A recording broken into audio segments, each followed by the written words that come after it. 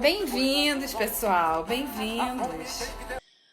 Ahn, nos episódios anteriores da série, a gente começou falando sobre couraça, né? Primeiro a gente falou muito de sexualidade, já definimos o conceito de couraça, que tem a ver com mecanismos de defesa.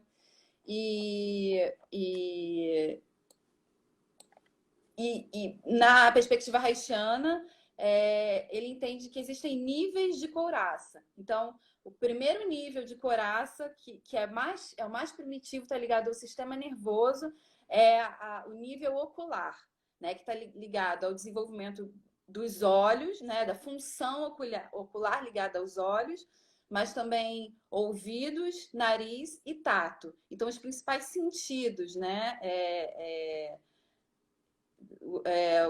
os principais sentidos dos cinco sentidos, e o segundo nível é a boca, e aí tem a ver com o sentido do paladar.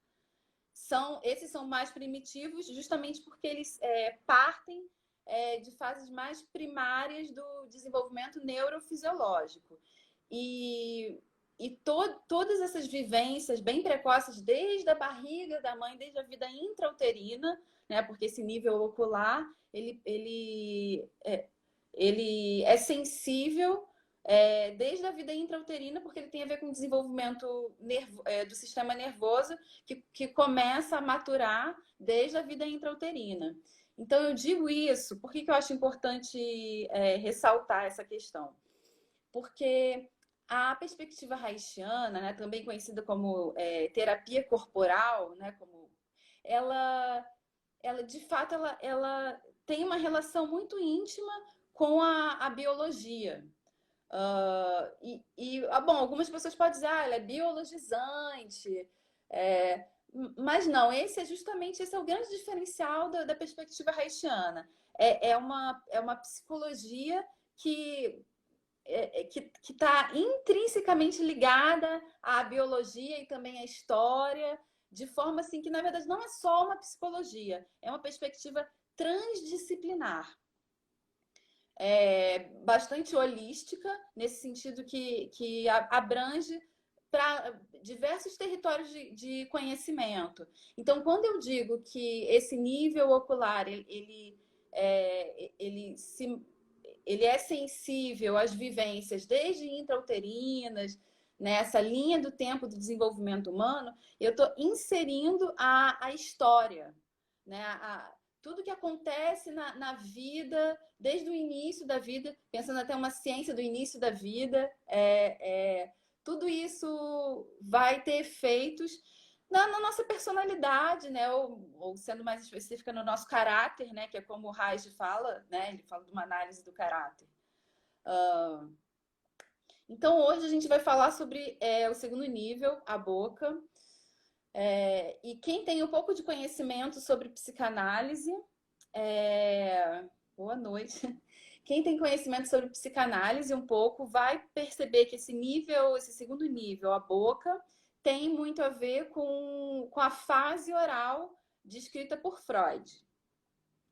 E de fato, né? Porque hoje a gente vai falar sobre a questão dos vícios, sobre dependência emocional, né? Sobretudo, mas também a depressividade, né? A depressão. E tudo isso também pela psicanálise está ligado a essa fase oral. Então, o segundo nível, boca, da perspectiva haitiana, não parece meus braços, ele tem a ver com a fase oral, né? Sobretudo nesse campo das psicopatologias que estão relacionadas e que a gente vai discutir hoje. Porém, tem uma grande diferença que é importante marcar desde o início, que de acordo com o desenvolvimento, com as fases do desenvolvimento psicossexual, Freud, né, psicanálise freudiana, a fase oral é a primeira fase desse desenvolvimento psicossexual, porque tem a ver com a boca enquanto uma zona erógena. E para a perspectiva haitiana, a oralidade já é o segundo nível, né? Porque a perspectiva haitiana entende que para uma boa vivência da oralidade, é preciso anteriormente uma boa vivência, uma boa maturação do sistema nervoso, né, uma fase anterior, né? Essa é uma diferença bastante significativa. A segunda diferença é que no desenvolvimento psicossexual da psicanálise, depois da fase oral, vem a fase anal. E na perspectiva haitiana, depois do nível da boca, vai vir a maturação do pescoço, por exemplo, tem a inserção na muscularidade, né? A criança, depois da maturação dessa fase da amamentação, ela começa a caminhar. Então, ela precisa direcionar o olhar e precisa amadurecer o pescoço amadurecer a muscularidade do corpo como um todo. E isso, bom, isso é muito importante para a gente. O desenvolvimento na perspectiva haitiana, ele é marcado por... Ele tem a ver com os marcadores biológicos, né? É uma perspectiva que está ligada com a biologia, né? Isso é bem importante para a gente. Então, feita essa ressalva, eu vou falar para vocês sobre o que é essa oralidade na perspectiva haitiana. Esse segundo nível, a boca, ele é o eixo da vida emocional. Porque para o bebezinho, né? Vamos pensar ali o recém-nascido e até assim 1 ano e meio de vida, até quando já caminha bem, já come bem, né? Até o momento que a criança já mastiga, né? E já sai dessa fase do aleitamento. O bebezinho, ele confunde a necessidade de ser alimentado com a necessidade de ser amado. Então, existe um significado emocional dos alimentos. E, bom, na vida adulta a gente percebe isso, que muitas vezes a gente compensa frustrações e carências emocionais com comida, né? Quem nunca compensou uma frustração amorosa com chocolate, não é mesmo? Isso vem lá dessa fase do bebezinho, do recém-nascido. Para o diagnóstico clínico haitiano, a gente sempre pergunta se a pessoa, como foi a amamentação, como foi essa fase de amamentação. Se a pessoa não sabe, a gente, enfim, pede para perguntar para os pais, né? Porque essa vivência da amamentação, ela marca o nosso desenvolvimento de uma forma bastante forte. Vamos falar mais sobre isso. E eu queria falar com vocês já ouviram falar num teórico chamado John Bowlby? Eu acho isso muito interessante. Ele tem a teoria do apego. Essa teoria do apego parte de chocolate que o amor é feito. Ah, sim, chocolate que o amor é feito. Chocolate! Gosto dessa música, é verdade. Gosto de referências musicais também, mas não posso ficar interrompendo a aula para ler os comentários. Gente, por favor, não comentem. Aí no final da nossa live, a gente abre para perguntas, tá bom? Mas continuando falando, a teoria do apego, John Bowlby, ele se baseou ele fez uma pesquisa com base em crianças órfãs após a Segunda Guerra Mundial. E aí ele percebeu, com base nessas evidências, assim, que o índice de mortalidade infantil era muito maior quando eram vários cuidadores para a mesma criança. Porque para o bebê recém-nascido, a questão da sobrevivência está ligada a ter uma figura de apego. Uma ou duas figuras de apego. O bebezinho ele pode ter o alimento suficiente, né? Não faltava alimento para aquelas crianças, mas elas acabavam morrendo porque elas não tinham um cuidador, uma pessoa que eles pudessem desenvolver esse apego, né? E isso serve muito para a gente compreender a importância, essa mistura que existe entre alimento e afeto, né? A importância o significado que isso gera, né? Pensando, né, nas lives anteriores, a gente já falou muito sobre energia, sobre as trocas energéticas, né? Então a gente consegue associar a troca energética que existe entre essa figura de apego, mãe, cuidador e o bebê, dá para associar essa troca energética à própria relação sexual. Me explico, né? Bom, vocês podem lembrar ou não, mas Reich fala sobre a fórmula do orgasmo, fórmula da vida. Então ele fala de tensão, carga, descarga e relaxamento, como uma fórmula para entender o ser humano. Então, no bebezinho, a fome é uma excitação, que pode até ser uma excitação dolorosa se não for satisfeita, né? Mas é uma excitação e é uma tensão. E aí o bebê, ele vai buscar o alimento, mas junto com o alimento ele também vai buscar, ele também vai descobrir o prazer de ser saciado, o prazer do contato com essa figura do apego, né? E vocês percebam que eu tô fazendo um esforço aqui para não remeter toda essa explicação à relação mãe-bebê e seio, né? Porque toda a psicologia, né, muito desenvolvida por homens, tende a colocar esse modelo fixo, né? Como falar da amamentação, a mãe e o peito. Só que a gente sabe que a história de muita gente não é essa, né? Não é a mãe biológica, é uma figura, é um cuidador, uma cuidadora. E muita gente não amamenta, não é amamentado, né? Não amamenta. E assim, sim, pela perspectiva haitiana, isso tem efeitos no desenvolvimento psicológico, tem a ver com questões psicopatológicas, mas não é só isso, né? Essa troca energética que tem a ver com alimento na fase, no desenvolvimento da oralidade, ela está relacionada com o contato, né? Então, pode ser o contato do peito, de preferência, né? É muito importante, de fato, a amamentação, o seio materno, o leite materno. Mas não...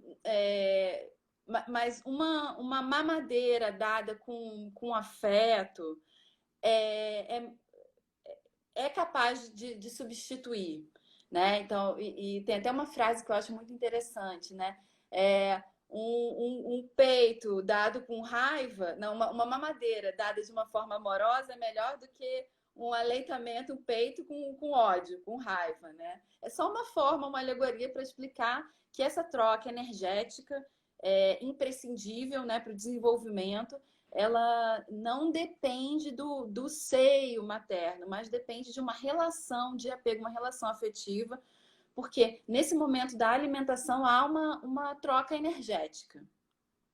Então há uma tensão, fome, tensão, carga, né? Na troca energética o bebê se carrega, né, de energia, e a descarga a gente pode perceber quase como um orgasmo oral, né? Aquelas pequenas essas pequenas eu esqueci a palavra, contrações involuntárias, né? Que às vezes a gente consegue perceber num bebezinho assim que ele termina de mamar e dorme, né? É como se fosse, porque o orgasmo são contrações involuntárias, né? Na região genital, né? O orgasmo é uma descarga de energia. E no bebezinho a gente também consegue perceber essas contrações involuntárias e logo depois o relaxamento, o soninho do bebê. Então a gente percebe que essa relação do aleitamento está intimamente relacionado com o desenvolvimento emocional, né? Com a estruturação do eixo afetivo. Porque o bebezinho o bebê experimenta o mundo através da oralidade, da boca, né? Então, para conhecer o mundo, ele bota, tudo ele bota na boca para conhecer. E se justamente nesse período crítico, essa janela do desenvolvimento neurofisiológico, ele tem uma impressão, né, há um sinal gravado positivo de que o mundo é bom, né, de que ele espera pelo leite, o leite vem, de que ele pode ser saciado, ele busca e ele consegue. Isso vai gerar um padrão de contato com a realidade positivo, um bom eixo emocional. No entanto, nem sempre isso acontece, né? E aí a gente precisa falar das patologias ligadas a uma vivência traumática, uma vivência disfuncional da oralidade. Os principais afetos relacionados a isso são raiva e depressão, né? Sobretudo a depressão. Né? A depressão pode ser ou não acompanhada da raiva. Por que a depressão? Porque com um aleitamento deficitário ou um desmame, é deficitário, insuficiente, a pessoa que mamou por pouco tempo ou nem amamentou direito, esse eixo emocional, assim, o bebezinho ele ganha, ele acumula pouca energia, tá? Existe menos essa troca energética e esse eixo emocional ele fica com um sinal gravado de falta, de escassez, então um padrão de escassez e de que a espera que não vem, ou então estava bom, mas deixa de ser bruscamente, né? Que é esse desmame brusco. E como a gente está falando de boca, é importante sempre lembrar, né? Lembrando a fisiologia que tem a ver com a clínica haitiana, que na boca existe esse músculo aqui, que é o masseter, e é um músculo um músculo muito forte, né? Você pensa a mordida do cachorro, tudo se relaciona com os animais também, né? O ser humano é um animal. A gente tem o nosso músculo da região, o masseter, aqui da região do maxilar, ele é muito forte, e o fato dele ser forte significa que ele acumula muita energia. Então, um desmame brusco significa que a criança, né, vai ter que rapidamente se adaptar, em vez de sugar o leitinho, começar a morder os alimentos. E aí ele vai fazer isso de uma maneira... Ele vai colocar raiva nisso. Começa a se imprimir o afeto de raiva, porque ele queria estar sugando e ele está precisando morder. E aí essa energia se acumula, essa tensão se acumula no masseter. E uma coisa que vocês podem experimentar, assim, que podem já ter vivido tido essa experiência, né? É porque esse sinal gravado da oralidade reprimida, às vezes dá para perceber até no formato do rosto da pessoa. Eu, por exemplo, se você pega uma foto minha de antes de fazer terapia e depois, o meu rosto afinou. Eu tinha isso aqui bem tenso mesmo. Então a gente consegue perceber que uma boa terapia haitiana, né? A minha foi muito boa, fiz muitos anos de terapia também. As práticas corporais que a gente tem dentro da clínica, elas têm até, assim, com o tempo, essa possibilidade de desfazer essa tensão do maxilar. Por quê? Porque essa raiva, ela muitas vezes encobre o núcleo depressivo. Então, ao invés da pessoa ser uma pessoa deprimida, ela é uma pessoa irritada, cronicamente irritada. Mas aí, na medida que você vai distensionando o maxilar, você vai entrando em contato com essa irritação e percebendo que ela é neurótica, e aí se desfaz esse padrão de raiva e aparece o padrão depressivo subjacente. Então, num processo terapêutico, muitas vezes a pessoa chega com questões específicas relacionadas à raiva, brigar com todo mundo e entra em contato com uma depressão. E aí, às vezes, a pessoa pode até querer sair. A gente sempre avisa, né? A gente pode até perder o paciente por isso, mas a gente faz esse processo muito, muito gradual, né?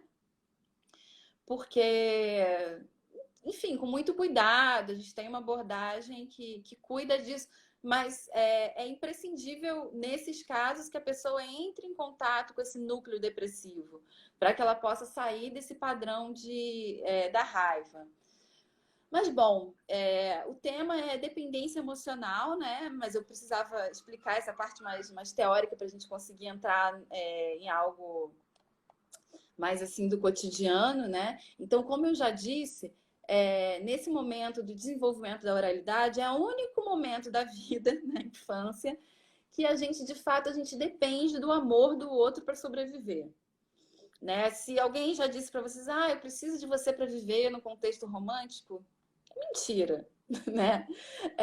Ou melhor, é uma neurose, porque nós adultos não precisamos do amor de outro adulto para viver. A gente precisa do amor de adulto para viver quando a gente é criança, porque a gente de fato está numa relação de dependência, é uma dependência emocional. Então, ok ser dependente quando a gente é criança. Mas quando a gente é adulto, a gente precisa sair dessa posição de depender do outro para viver. Então, uma pessoa, a couraça oral, né, a oralidade disfuncional, ela se expressa por essas relações de dependência, no qual o outro é visto, o outro, a figura do outro é gigantesca. E eu sou uma criança diante desse outro que é essa figura de amor.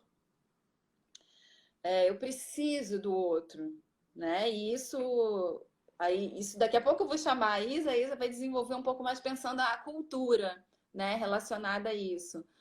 Mas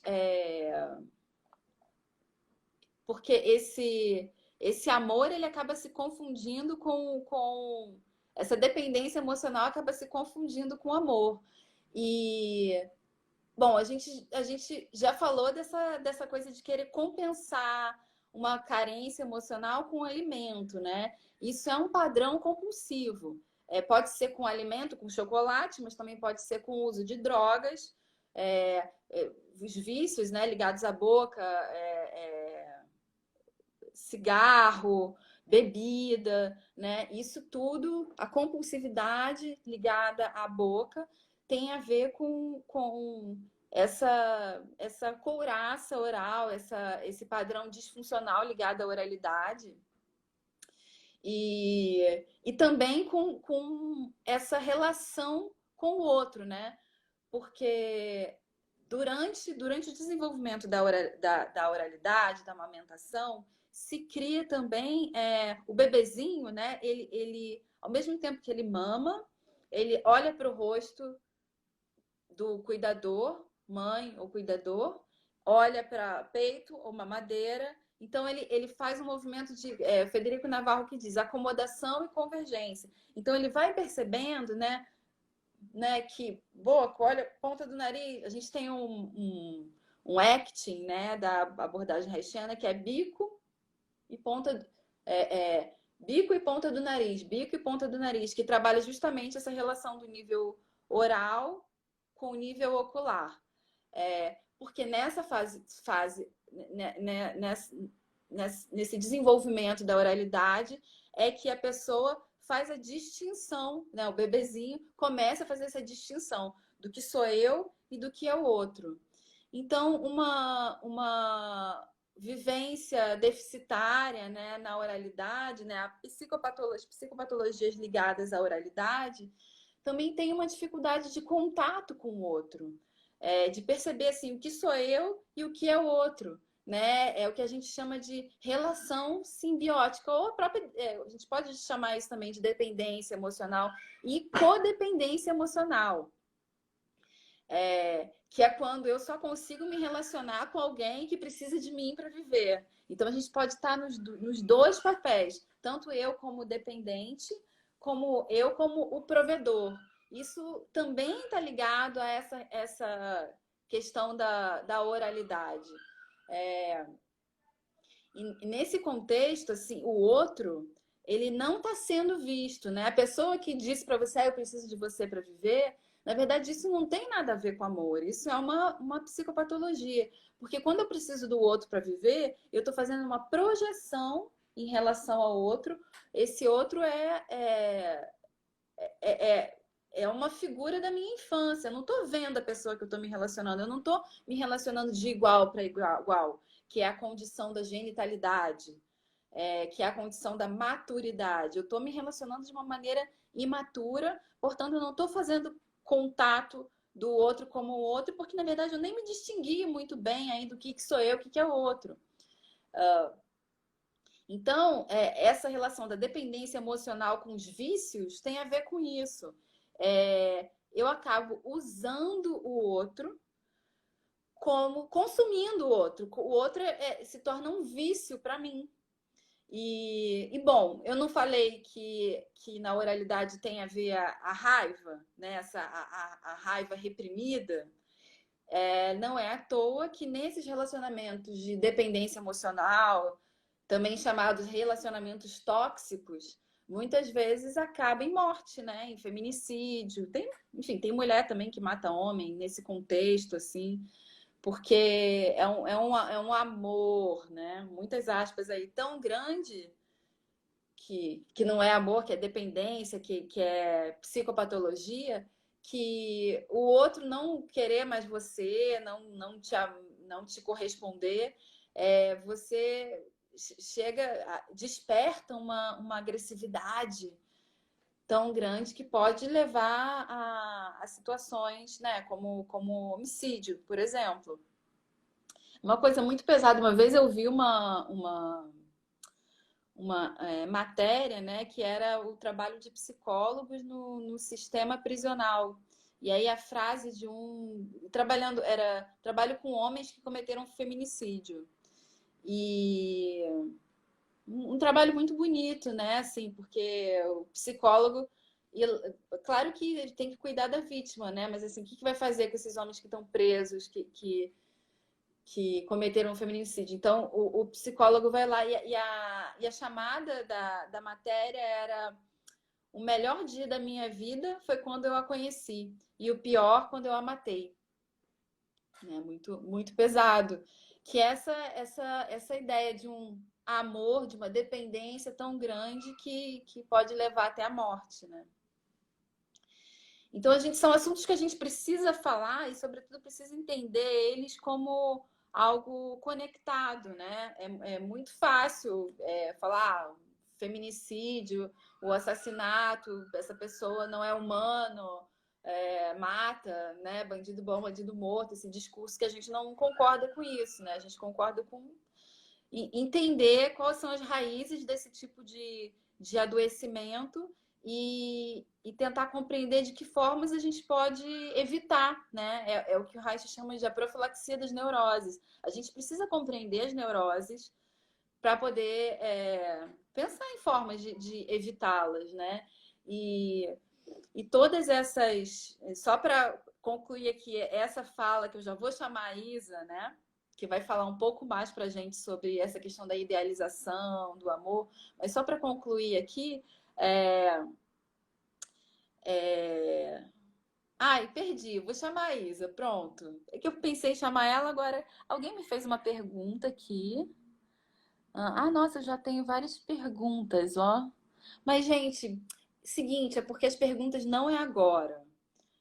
As perguntas... Primeiro eu vou chamar a Isa, aí depois a gente vai... E aí depois a gente abre para pergunta, tá? Desculpa, mas eu não vou abrir as perguntas agora, eu vou chamar a Isa. E depois eu lembro o que eu ia dizer. Cadê, gente? Socorro. Isa, você precisa Aqui, pronto. Vou chamar a Isa pela ergonomia F. É sempre assim. Oi, oi. Olá! E agora, Tá dando pra me ver bem? Peraí. Vamos testar o eco com e sem fone. Tá com eco, gente?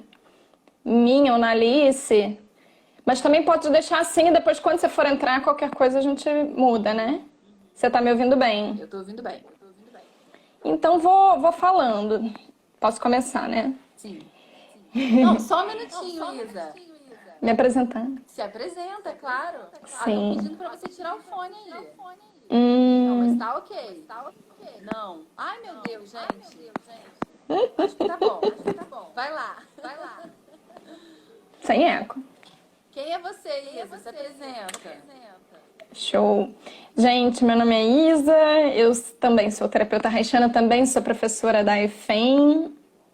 O teu som que fica ruim quando eu falo, Alice. Aí depois, quando você for falar, a gente vê. Tá legal. Eu acho que é o meu fone. Também sou professora da EFEM. O teu que fica com eco.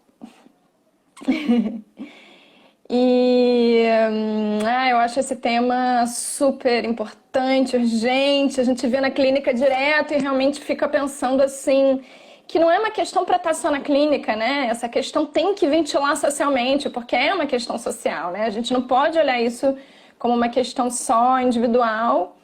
Então, eu tô super feliz aí de poder compartilhar um pouquinho com vocês, da gente poder depois também falar um pouquinho, responder um pouquinho as perguntas.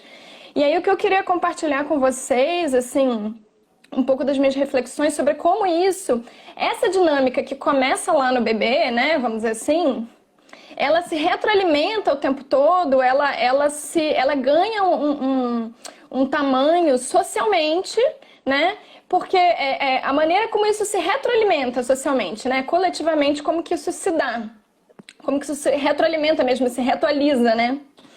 Então, pensar aí um pouquinho na questão do romantismo como idealização do amor e o machismo como um agravamento disso, né? Principalmente para o lado das mulheres. Falar um pouquinho sobre isso. Então, uma coisa que eu já queria falar assim, é que sempre que a gente fala de romantismo, eu lembro que na aula de literatura na escola o professor falou, né, que o movimento romântico na literatura é entendido como um movimento de idealização. Então, não só no amor, mas idealização, por exemplo, de um país, idealização de um passado, né, nostálgico, enfim, idealização. Então, romantismo tem a ver com idealização. E aí os alunos sempre perguntam, quando a gente fala isso, assim, mas poxa, que preconceito contra o romantismo, é tão legal, né? Flores e coisa e tal, expressões de amor. E aí a gente tem que separar, né? Não que exista uma fórmula do que é o quê, mas separar na nossa visão, aos poucos, o que é a expressão de amor e o que é uma idealização do amor no sentido da projeção. E aí eu acho que a Alice falou muito bem disso, assim, né? Eu tô pegando bem esse gancho aí. Eu vendo no dicionário, assim, essa questão da idealização, eu vi essa conexão da palavra idealização com imaginação e com projeção, né?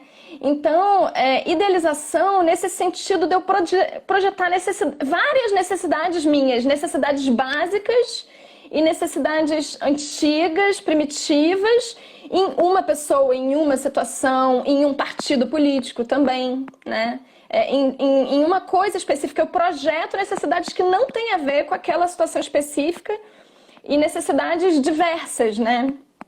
Então, para a gente olhar um pouco para isso, né? Como que isso acontece socialmente. E aí, o que eu acho muito legal para discutir esse assunto, depois quem puder ver, se alguém puder postar aí o link, mas senão a gente bota no Stories depois. E também é só jogar no Google, né? Esther Perel, que ela faz um TED, né? Uma palestra, que ela fala sobre as relações sexuais de longo prazo, né? Em relações amorosas de longo prazo. E ela fala que na nossa sociedade atual, a gente projeta nesse parceiro romântico necessidade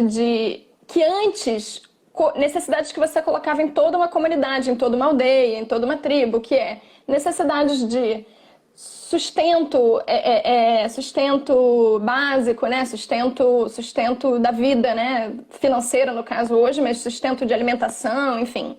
Né? De se prover, né? Amizade, né? Essa necessidade de amizade, de partilha, essa necessidade de reconhecimento. Aí, Dominique botou, obrigada, a palestra. Essa necessidade de reconhecimento que a gente tem de ser visto, de ser escutado, de ser admirado nas nossas coisas que a gente sabe fazer bem, enfim. As nossas necessidades sexuais, nossas necessidades, né, de companheirismo, de carinho, enfim, tudo isso a gente coloca em uma pessoa só, no casamento. E aí, o que a Esther fala muito bem, a gente perde o tesão e não entende por quê. Né? Como assim? A gente projeta tudo, toda a nossa vida em cima de uma pessoa, e aí ela fala muito bem, né? E aí a gente quer recuperar o tesão com uma lingerie, com um brinquedo sexual, acha que é assim, né? E não é. Porque a gente tá colocando uma dependência básica, né? Uma projeção básica, uma necessidade básica nas mãos do outro, né? E aí eu acho que socialmente tem todas essas necessidades aí de diversão, de reconhecimento.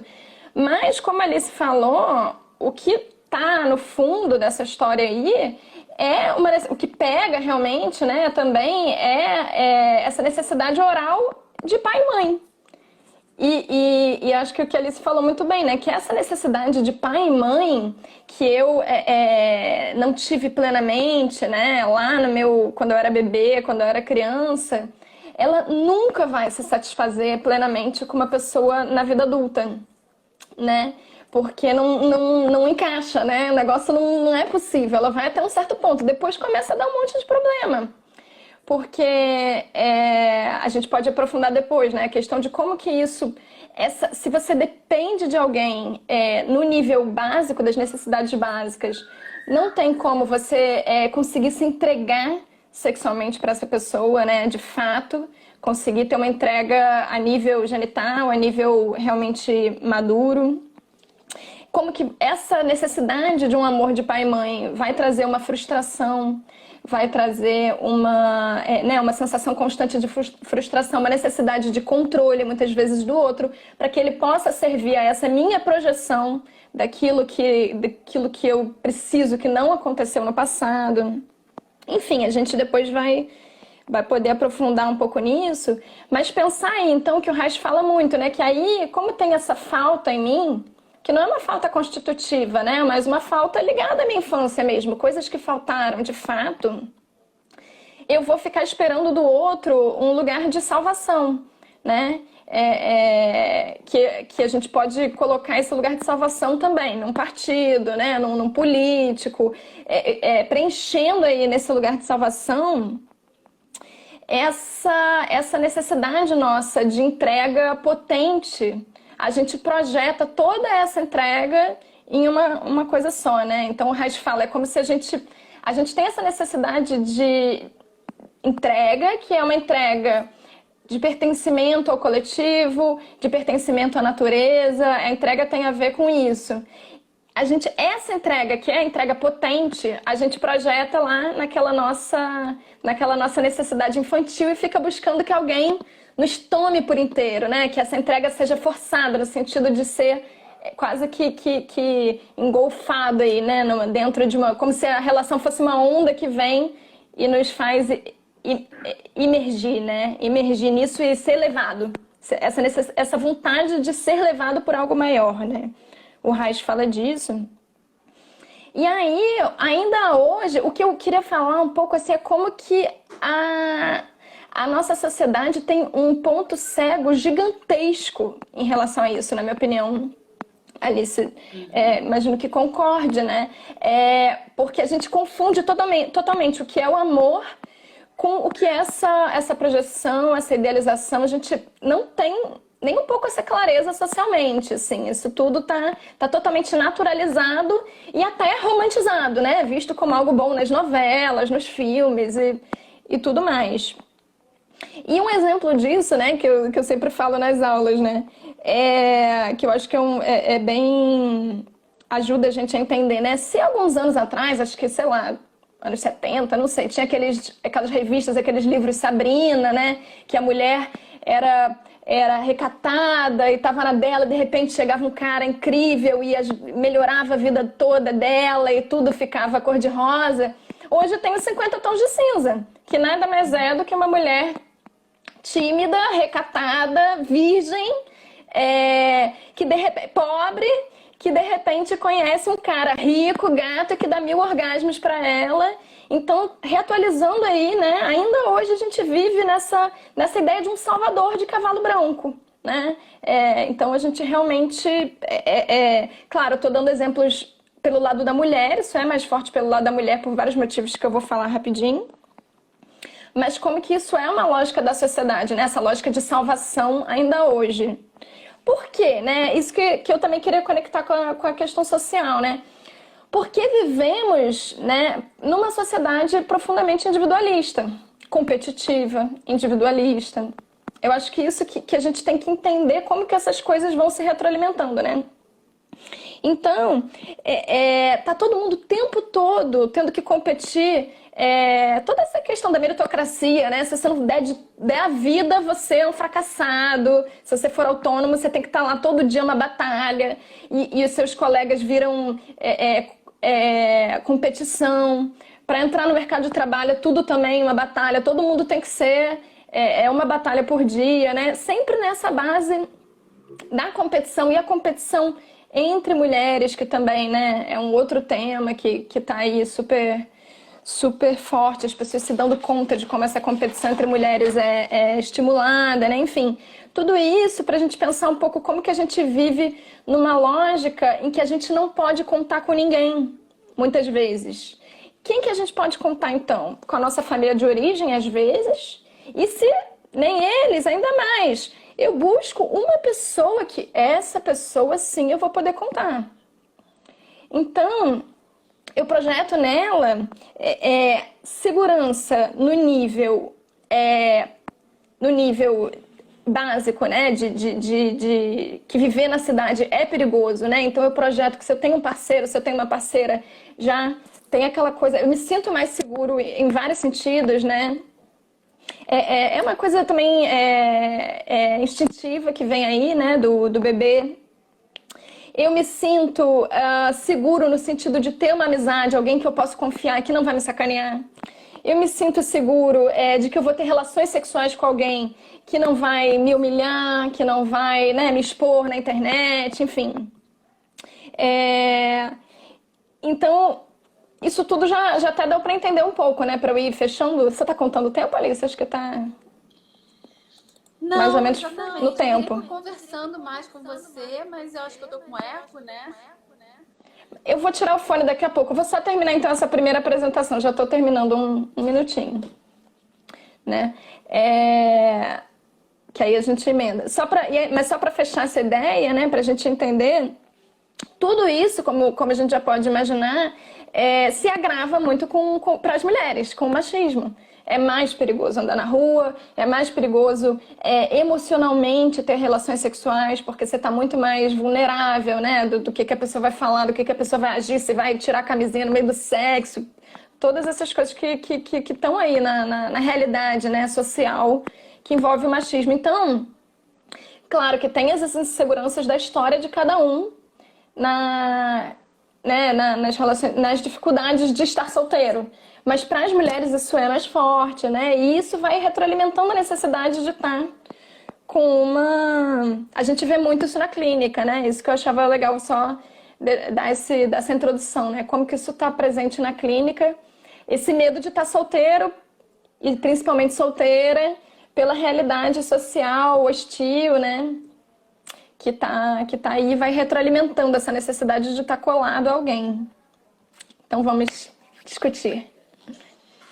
Eu não sei se eu falar e vai ficar fazendo eco, ou se eu posso... Vê se eu vou experimentar tirar o fone, se tiver com eco. Tá, gente. Tá com eco. Alguém dá um... Tá com eco, então deixa eu... Fala aí agora. Mas aí você ficou muda, né, Luísa? Agora. Não, eu tenho um microfone no celular, tá. né? Tá me ouvindo? Tá, então eu vou falar, se tiver com eco, vocês avisam, tá, gente? É porque eu achei aqui muito. Tá com eco, eu acho, ó. Tá com eco. Então, eu acho que eu vou me despedir de você, Isa. Eu continuo falando e você escreve. Ah, tá. Tá Pode bom, ser? Porque pode. senão. Sim, tá bom. Tchau. Peraí, ó. Me falaram que agora tá legal. Gente, meu Deus. Ó, agora falaram que. Não, ainda tá ruim. Ah, ainda tá bom. Gente, vocês precisam se decidir. Tem gente que fala que tá legal, que tá. Agora eu já dei tchau pra Isa. Bom, eu vou fazer minhas considerações sobre a Isa. Ela tá ouvindo. Gente, será que eu chamo a Isa de novo? Eu vou chamar a Isa, então. Isa, eu vou chamar você de novo. Porque agora o pessoal disse que tá bom. A gente também fica querendo resolver rápido, né? Então eu tô chamando a Isa de novo, já que tá bom, tá?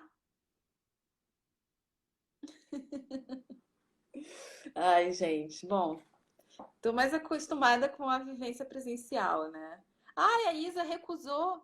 Isa, eu tô te chamando de novo. Será que ela saiu? Será que ela já foi pro dela agora? Porque me disseram que tá bom, Isa. Gente, que coisa. Vou chamar a Isa de novo. Ver se ela aparece. Que aí a gente continua. Eu não posso esquecer o que eu ia dizer, gente, porque, né? Tô chamando você de novo, Isa. Volta, Isa. Ó, tá rolando aqui um movimento, volta. Porque quando você tirou o fone, vou chamar de novo. Que quando você tirou o fone, melhorou, entendeu? Ai, gente, é isso.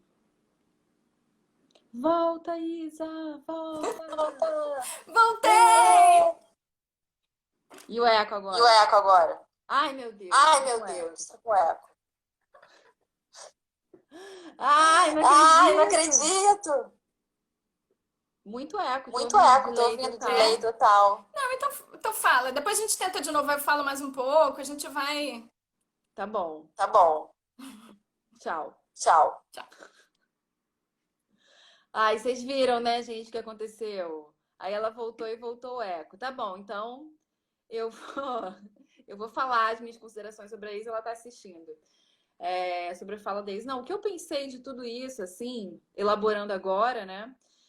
É, é assim, relacionando essa ideia da dependência emocional com a dependência química, né? Com a relação com os vícios, esse uso do outro. É,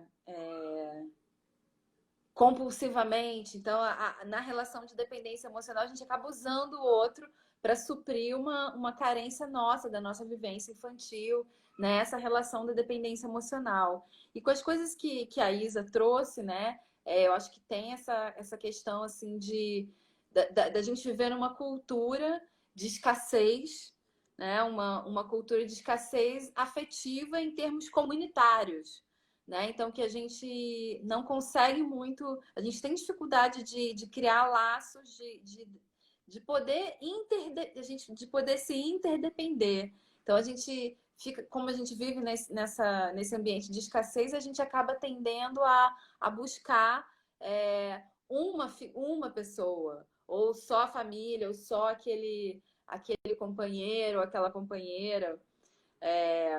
E isso é justamente, assim, se a gente pegar um pouco pela filosofia do Spinoza, né? Que é um embasamento teórico assim do Reich também. E ele fala assim: o problema não é você ter um vício, o problema é você só ter um vício, né? Que é a ideia assim de que o problema não é depender de uma pessoa emocionalmente, a gente depende, mas é depender só de uma pessoa. Então, todo o trabalho na clínica reichiana tem a ver com a gente poder aumentar esse tecido, essa rede social, essa rede comunitária, né? Então, se você tem um parceiro, uma parceira, é você ter no mínimo uma pessoa com quem falar desse parceiro, né? Às vezes, muita gente vive assim tão fechada num relacionamento que não tem nem com quem falar sobre o relacionamento, não tem nem um melhor amigo ou uma melhor amiga. E o ideal seria que a gente tivesse algumas pessoas, né? Não é assim, vários amigos, todos do Facebook, não. Mas é alguns vínculos, né? Quando a gente tem essa possibilidade de vínculos, de relações, de amizade, então eu pensaria assim, porque se a gente ficar falando de dependência emocional, só de patologia aqui, vai ficar muito pesada essa live, né? Então a gente tem que sempre apontar, assim, para as possibilidades, né? Assim, se a gente fala da nossa sociedade que joga a gente para dependência, das vivências da maternidade, que geralmente são deficitárias, né? Não por causa da mãe, né? Não porque a mãe não amamentou direito, porque não quis, porque... Não, na verdade é porque a mãe, né? Isso é uma coisa que eu não disse. Espero que vocês já saibam disso.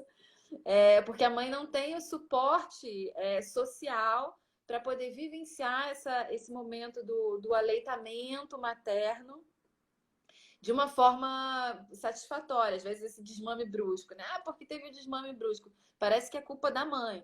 Mas assim, o desmame brusco é o que? A licença maternidade são 4 meses. E aí, no meu caso, foi assim, eu mamei 4 meses, assim, porque minha mãe trabalhava. E aí, como é que faz? Pega a criança e bota na mamadeira de qualquer jeito, assim, porque não tem outra opção. Então, a gente vive numa sociedade que te joga para um desmame brusco, para uma vivência de aleitamento deficitária e ao mesmo tempo, de uma escassez desse tecido social que também joga a gente, né? Para precisar depender de uma pessoa. Assim, não, essa pessoa tem que ser porque não confiar, a gente não consegue confiar, essa dificuldade de confiar nas pessoas, né? Então, entre mulheres, né? Essa ideia da competitividade entre mulheres, então, né? Existe muito essa ideia, os homens até conseguem ser mais amigos que as mulheres. Hoje em dia isso está mudando, né, gente? Hoje em dia está mudando. Mas essa dificuldade da amizade, né? Do desenvolvimento e da importância, né? Da amizade.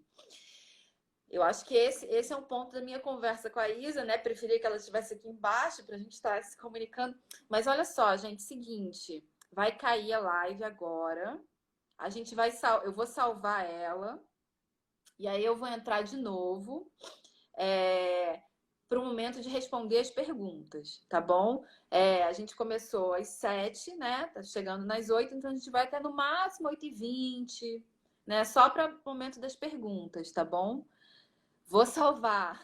Marcelo pediu salve que eu quero mostrar para minha namorada. Tudo bem, Marcelo? A gente vai salvar aqui. E aí, quem não for voltar, agradeço muito a presença. Indiquem aí para me seguir, por favor, no Instagram, Psicologia Haitiana Chapecó. Faça atendimentos online e também presencial, né? Aqui em Chapecó. Dou aconselhamentos, assim. Estamos aí trabalhando pela internet. E vai cair a live. Voltamos, tá bom?